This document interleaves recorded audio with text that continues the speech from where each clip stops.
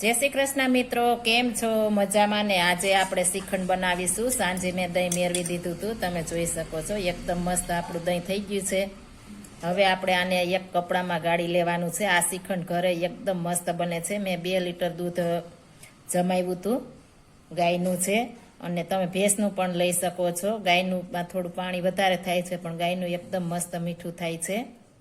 હવે મેં આ એક સફેદ કપડું મેં ભીનું કરીને લઈ લીધું છે. આપણે ભીનું થોડું કરવાનું છે અને આપણે આ જારી માથે આ રીતના મૂકી દેશું. આ ઘરે બનાવેલું શ્રીખંડ એકદમ મસ્ત બને છે, તમે જોઈ શકો છો. આ શ્રીખંડ એકદમ મલાઈદાર બને છે. આપણે મલાઈ કાઢવાની નથી, એમણે આપણે કરવાનું છે. આપણે આ રીતના બધું દહીં નાખી દેશું તેમાં.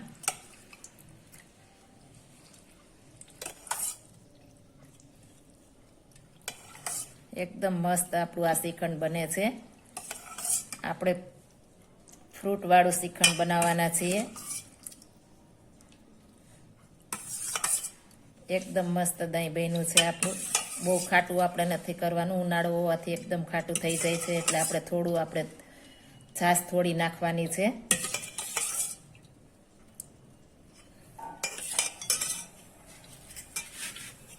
આ રીતના બધું આપણે દહીં નાખી દેશું તેમાં.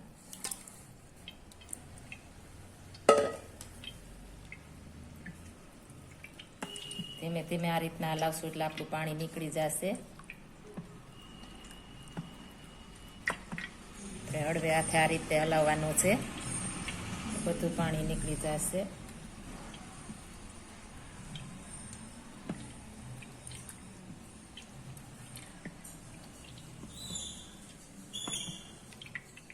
આ શ્રીખંડ એકદમ નેચરલ બને છે. આપણે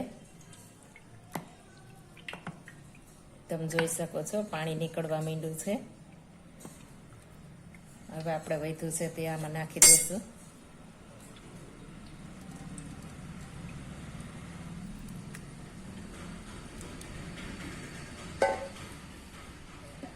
આ રીતના આપણે ચારે બાજુથી લઈ લેવાના છે છેડા. આ રીતના સરખું આપણે આ રીતના લઈ લેશું વ્યવસ્થિત, એટલે ક્યાંય કોઈ બાજુથી નીકળે નહીં. તમે જોઈ શકો છો, આપણું પાણી નીકળી ગયું છે, નીકળવા માંડ્યું છે. એકદમ મસ્ત નીકળી જશે. તમે જોઈ શકો છો, બધું પાણી નીકળવા માંડ્યું છે.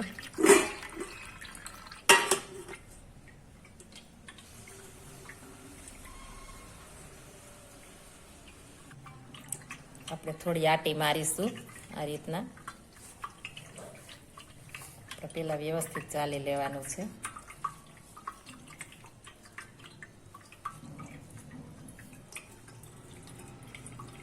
તમે જોઈ શકો છો, આટી મારશું એમ વધારે પાણી નીકળશે. આપણે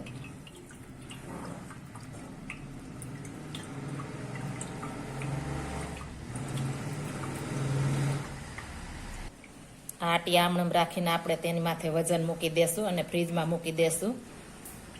બહાર રાખશું તો આપણે ખાટું થઈ જશે આપણે મસ્કો, એટલા માટે આપણે આ રીતના વજન દઈને ફ્રીજમાં મૂકી દેશું. એકદમ મસ્ત 6-7 કલાકમાં નીતળી જશે. આપણે એકદમ મસ્ત થઈ જશે. હવે આને આપણે ફ્રીજમાં મૂકી દેશું. આપણે 6 થી 7 કલાક થઈ ગઈ છે. આપણે જોશું આપણું શ્રીખંડમાં પાણી કેવું નીતળ્યું. તમે જોઈ શકો છો, એકદમ મસ્ત આપણે નીતરી ગયું છે. હવે એક વાસણમાં આપણે નાખી દેશું. એકદમ મસ્ત થઈ ગયું છે, સરસ થઈ ગયું છે. હવે આપણે આ વાસણમાં નાખી દેશું. આપણે મસ્ત મસ્કો થઈ ગયો છે, તમે જોઈ શકો છો. એકદમ મસ્ત થયો છે. આપણે 500 ગ્રામ મસ્કો થયો છે. એકદમ સરસ. હવે તેમાં આપણે ખાંડ મિક્સ કરી દઈશું.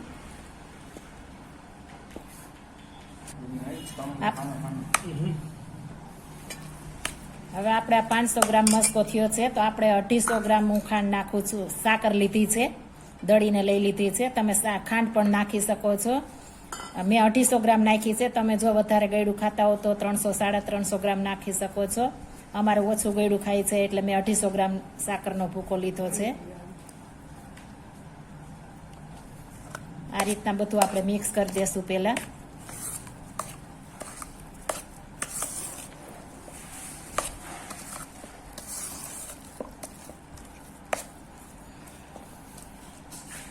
આપણી ખાંડ મસ્ત મિક્સ થઈ ગઈ છે. હવે તેમાં આપણે ઇલાયચી પાવડર મિક્સ કરીશું.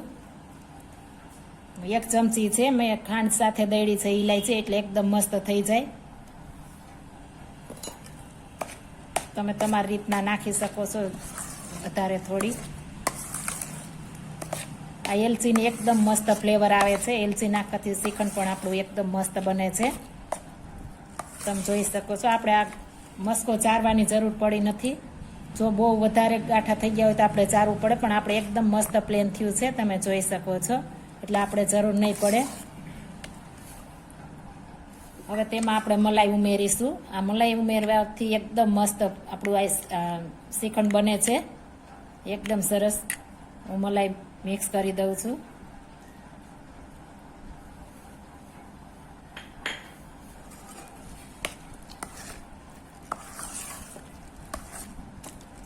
મલાઈ નાખવાથી એકદમ ટેસ્ટફુલ આપણું શ્રીખંડ બને છે. હવે તેમાં આપણે ફ્રૂટ ઉમેરી દેશું.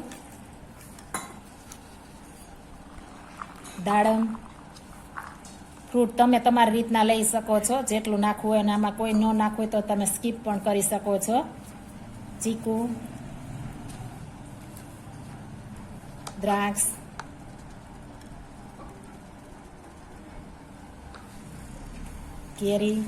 કેરી મેં કટ કરીને લઈ લીધી છે. અત્યારે બજારમાં ફ્રેશ કેરી મળે છે, એ નાખી છે મેં. હવે આ બધું મિક્સ કરી લેશું આ રીતના.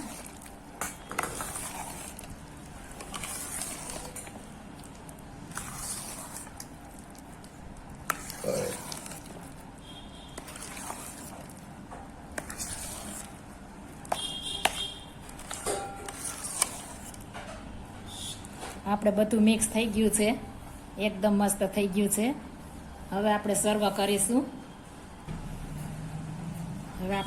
કરીશું.